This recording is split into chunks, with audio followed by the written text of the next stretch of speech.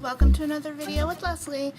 Today I'm going to show you how that you can incorporate stitching onto your layouts, whether they're 12 by 12 or 6 by 6 or 8 by 8, whatever size layouts that you might do. And I think this is a really cool technique, and I love the look of stitching, but I'm not really a good sewer myself. This here technique that I'm going to show you is really good for the person who's not a good sewer. What I am going to be showing you is these templates that I have, and these are older templates. These are from like 2007, 2008. They're by Basil, and they're called InStitches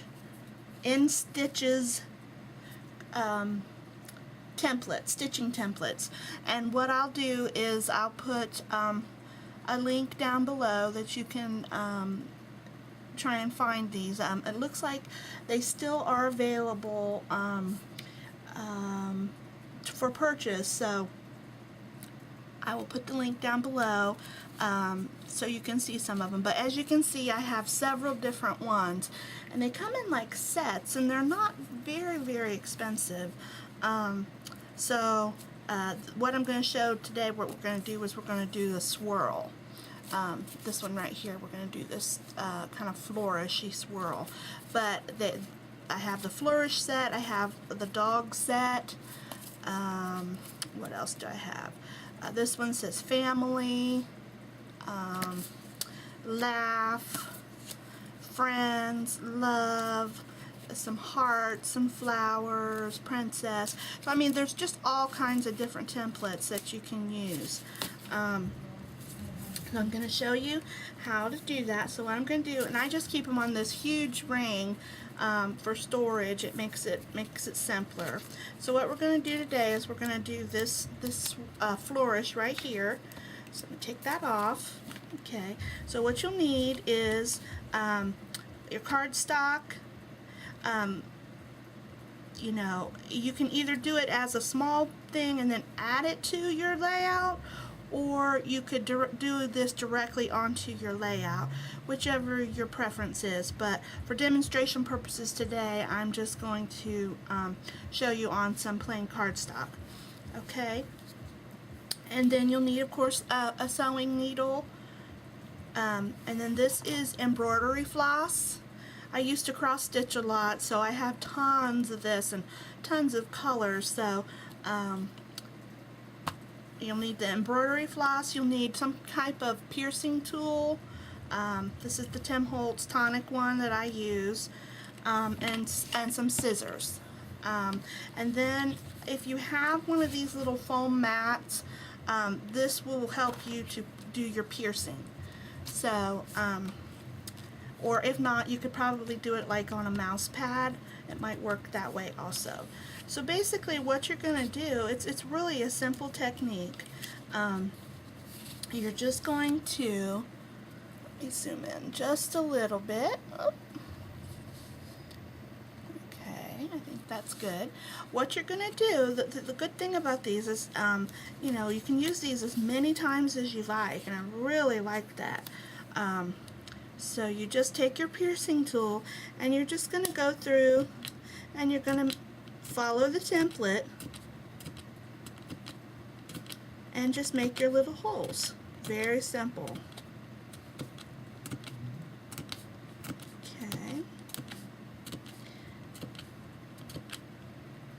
Come back and get that little loop there. Okay. So you're just going to make your piercing holes. Okay.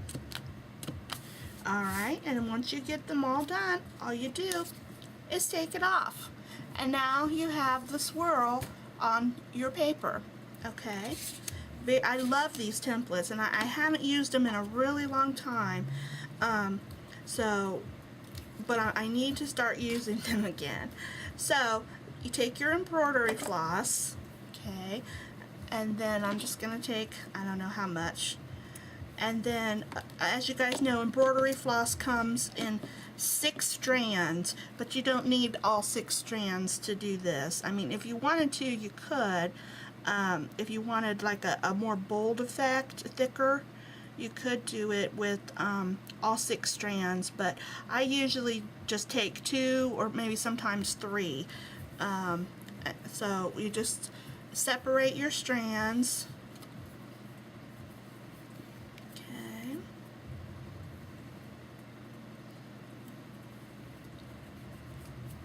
And as you guys know, the embroidery floss is not very expensive, you know, so, and you get a ton of it when you buy them in the craft store. So I'm just going to thread my needle here.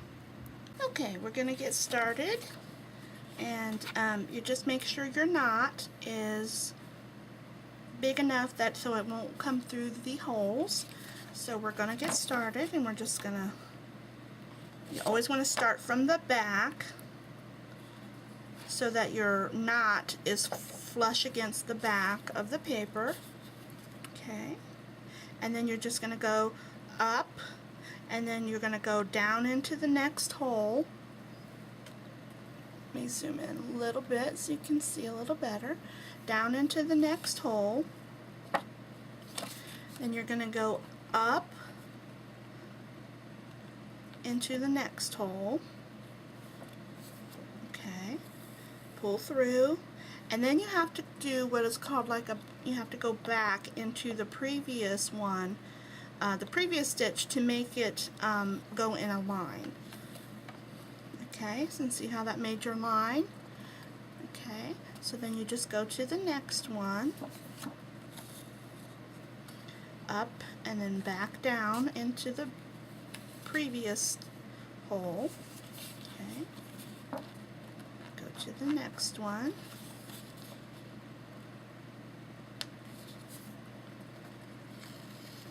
up,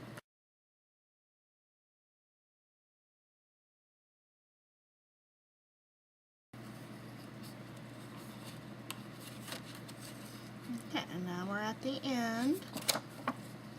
You're going to take it on the back side, and you're just gonna, you know, do your knotting on the back so that the strands don't come loose. Okay,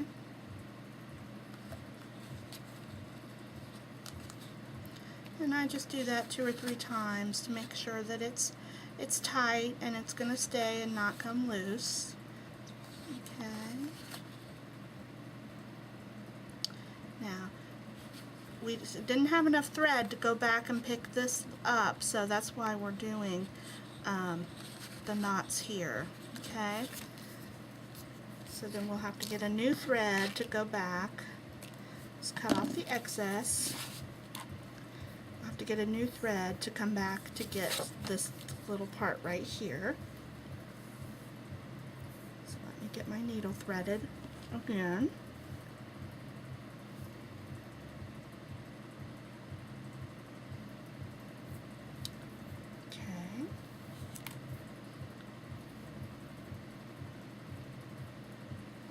Again, make your knots.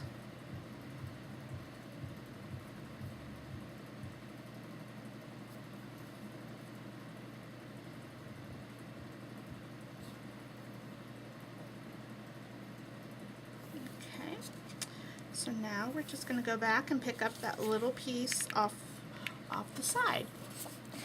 So what you want to do is you want to start in this one right here, I believe. No, you want to come back to this back so that it's flowing kind of the same. So you want to come to this one right here. Let me. Okay, to make your first stitch. Okay, and then we're going to go from here up to this one, down into that one right there. Okay, there we go. So it's kind of just flowing off of the main flourish part. Okay. Okay, whoops. Sometimes they're a little tricky to find the holes in the back, but so we're just going to go to the next one.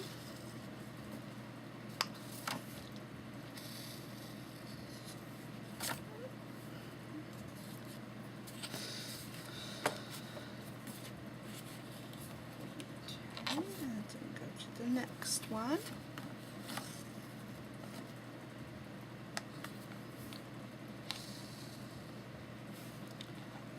The final stitch.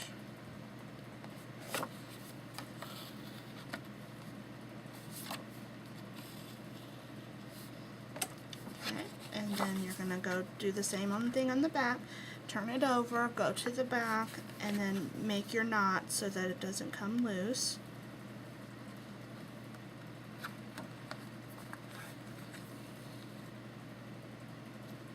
Loop and go through like that. Just do it 2 or 3 times, just till you think it's secure enough. Cut off the excess, and then we'll go back, cut off all the excess little pieces here of the thread. Okay, and then there you have a stitched flourish.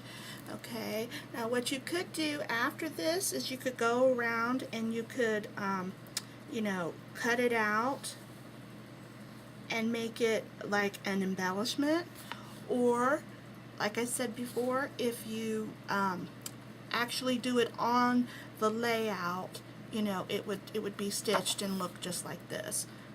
So I hope you enjoyed this tutorial, and check out these Bazzel InStitch templates, and have some fun stitching on your projects. So thanks ladies for watching, and I hope you have a great and blessed day.